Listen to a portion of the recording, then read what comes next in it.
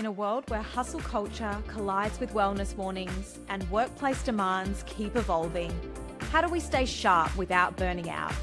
How do we navigate the endless stream of wellness trends while actually getting results? This is the Work and Wellness Podcast, and I'm your host, Ange Davies. Drawing from my own journey of wins, stumbles, and honest revelations, I'll be bringing you raw, unfiltered conversations with experts and inspiring guests who've been there, lived it, and found a better way. Together, we'll cut through the noise and workshop what it really means to be well in today's workplace. No more choosing between success and sanity. No more sacrificing health for achievement. Whether you're struggling with burnout, searching for purpose, or simply ready to work smarter, not harder, you're in the right place. This is real talk about real solutions for real people. Let's get into it.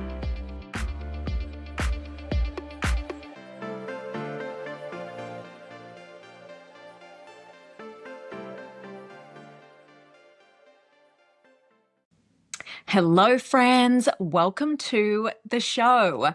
Today, we're going to be talking a little bit about how to optimize the silly season, the time off for rest. Now, if you've ever taken time off and come back still feeling exhausted, you are not alone. And if you're anything like I used to be, I used to find the idea of rest stressful, which sounds funny, I know, but in today's world where we are always on, always stimulated, always distracted, the thought of having no distraction and time for silence can sometimes feel a little bit overwhelming.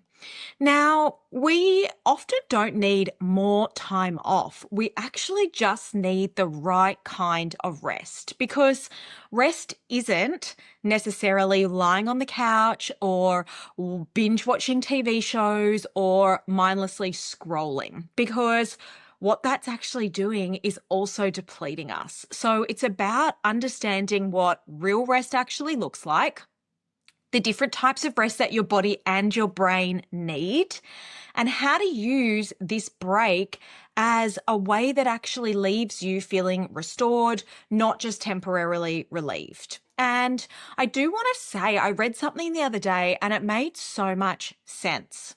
In the Northern Hemisphere, when it comes to the break at this time of year, there's a natural hibernation that occurs because it's winter, obviously, in the Northern Hemisphere.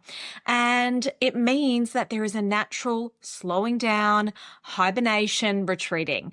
But if you're in the Southern Hemisphere, like I am, in the midst of summer, it actually means we are up and about and doing more and out more and spending time in the sun and swimming and all of those good things. But it does mean that we don't have that natural hibernation during our summer break. So I want to cover off why time off doesn't always equal rest, because what I see often, and this happened with me as well, is that when we stop working, our brains keep ticking over. We might sleep more or not set alarms, but maybe we're not feeling restored.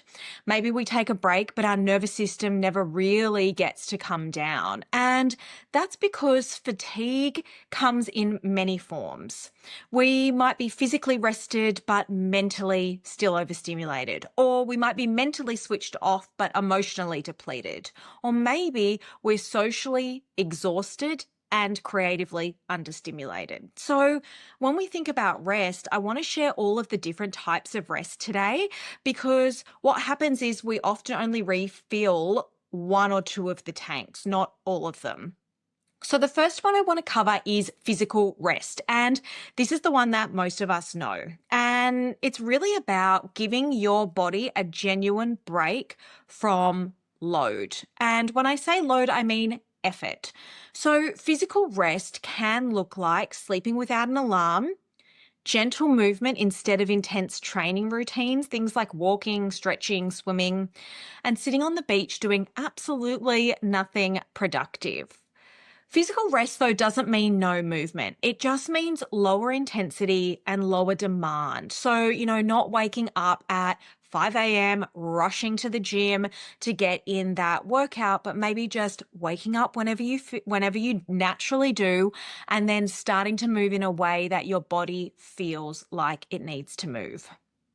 If your body's been under chronic stress, maybe heavy training, long hours, constant adrenaline, this kind of rest is really foundational. And maybe you want to ask yourself over the break, what would feel nourishing for my body right now? So rather than just going through the motions of your normal routine physically, it's actually really good for us to take a moment, stop, and wake up each day and just check in with our bodies and see what it might actually really need. So that's physical rest. The second one is mental rest. So mental fatigue isn't necessarily about thinking too much, but it's about never stopping. We have constant decision making. Even the minute you open your phone, we are forced to make multiple decisions. Do I respond to the text message? Do I open that app? Do I like that picture? Do I respond to an email? So we are constantly making micro decisions. We're also constantly problem solving, planning, scrolling, and consuming information. Now, the irony is, even in this podcast, you're consuming information, but just being mindful about how much and what sort of information you're consuming. So mental rest looks like giving your brain less to process. So this might look like reducing screen time, particularly news and social media, reading fiction instead of non-fiction, so you're not taking in more education. It's just an enjoyable story to read. Doing things that are that are repetitive and simple. So your brain doesn't have to think. The more repetitive it is, the easier it is. Your brain doesn't have to worry about it. And spending time in nature.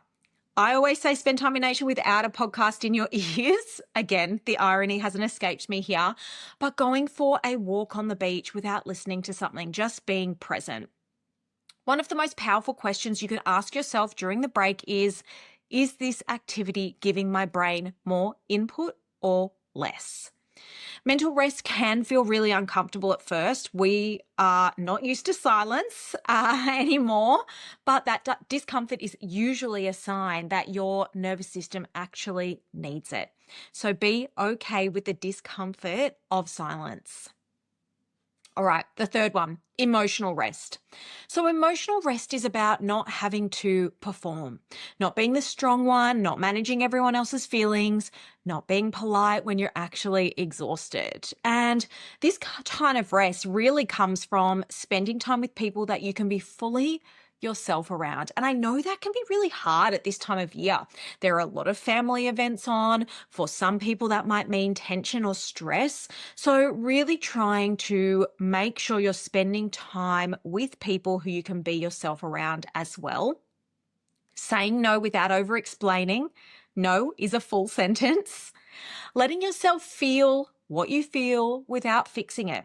Just noticing how you feel and being okay with that and going through that feeling. And then taking space from any emotionally draining dynamics. So again, no is a full sentence, being really mindful of the situations that are emotionally draining and limiting your time in those situations. For some people, emotional rest will mean more connection.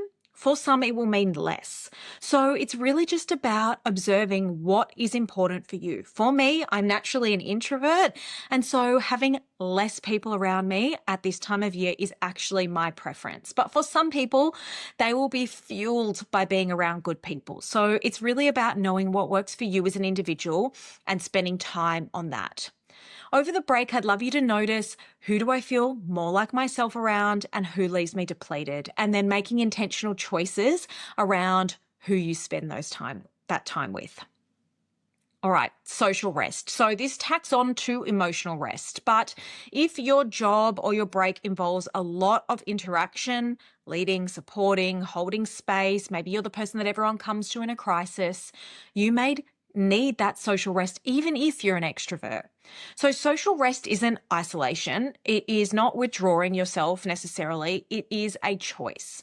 So maybe it would look like spending time with smaller groups of people, not large groups, or fewer obligations.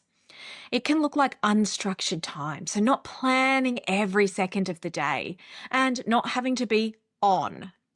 It's really the difference between I have to attend X, Y, and Z to I want to be here. So it's around really giving yourself permission over the break to protect some unscheduled, people-free time without guilt. And if someone asks you to do something, not feeling like you have to say yes just because you don't have something else scheduled in your calendar. All right, the next one, sensory rest. We are often in sensory overload. We're constantly overstimulated. Lights, noise, notifications, crowds, screens. So sensory rest gives your nervous system a break from that input. So it might be things like turning the lights off in the evenings and just being under candlelight. It might be leaving your phone in another room for an entire day. Quiet mornings, being in nature, slowing the pace of your day. So if you feel overwired or restless, even when you're not busy, sensory overload is often the culprit for this. So try and reduce screen time, turn off your notifications, lower your lighting. Even things like alarms can be sensory overload. So just monitoring where you're spending your time and get out in nature. All right, creative and soul rest. So this is the kind of rest that might not look like rest, but it's really deeply replenishing. And there's some really interesting research actually that shows that one of the ways to cure or counteract burnout is through creativity. So spending time being creative is actually really replenishing and nourishing. So creative or soul rest comes from doing things with no outcome attached. So you might just get some paint out and paint something or draw or write. Maybe you go and do pottery. It's about being inspired but not being productive. You're just doing something because it can be art, music, writing, cooking, exploring, travel, novelty, beauty. So this kind of rest reminds you that you are more than your output. And if you've been feeling flat or cynical or disconnected, the creative rest is actually what's often missing. Something that I love doing is pottery because your hands are messy. You can't physically be doing anything else. If you stop concentrating, it gets wrecked. So spending time doing something creative, it's actually something that my mum was amazing with us when we were kids. We would always be doing something creative. We were always painting or doing plaster funhouse. What a throwback. Doing pottery or sewing. So just doing something with no outcome attached. Not feeling like it has to be the perfect piece of art, but just doing something because it is good for your creative outlet. So here's how to use your break without turning it into a project. I want you to not try and turn this podcast into a checklist or trying to optimize your holiday or putting your pressure on yourself to do rest properly. That defeats the purpose. Each day, I just want you to wake up and start the day and ask yourself, what type of rest do I need today? You might want to close your eyes, take a few deep breaths, and really utilize the first 5 minutes of your day, not looking at your phone, and just deeply connect with what type of rest you need.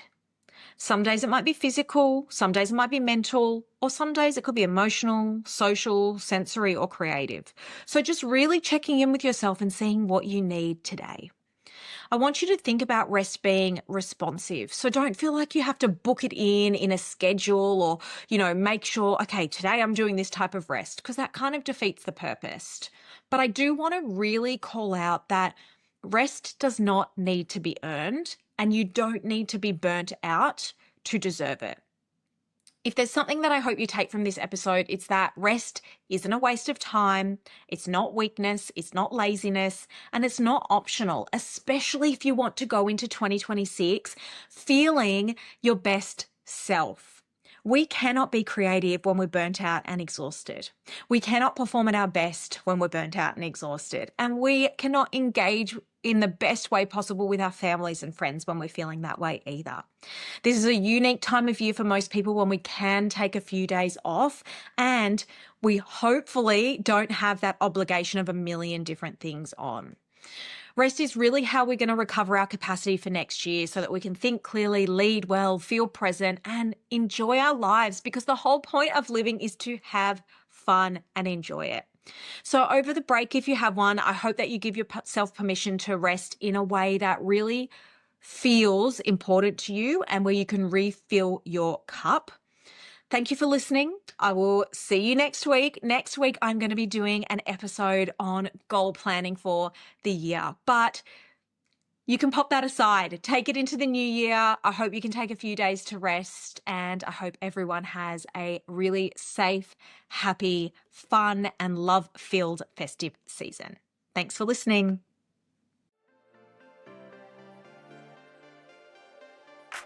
Thanks for joining me on Work and Wellness.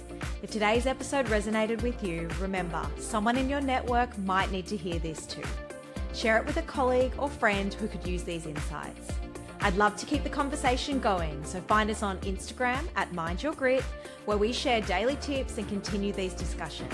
And if you found value in today's episode, please take time to rate and review the show. It makes such a huge difference and helps other people discover conversations they might really need. Don't forget to hit subscribe so you never miss an episode. Each week, we're building a community of people who believe that success and well-being go hand in hand. You can find the notes, resources, and links from today's episode at mindyourgrit.com. This is Work and Wellness with Davies. Your work matters, your wellness matters, and this is where it all comes together. See you next week.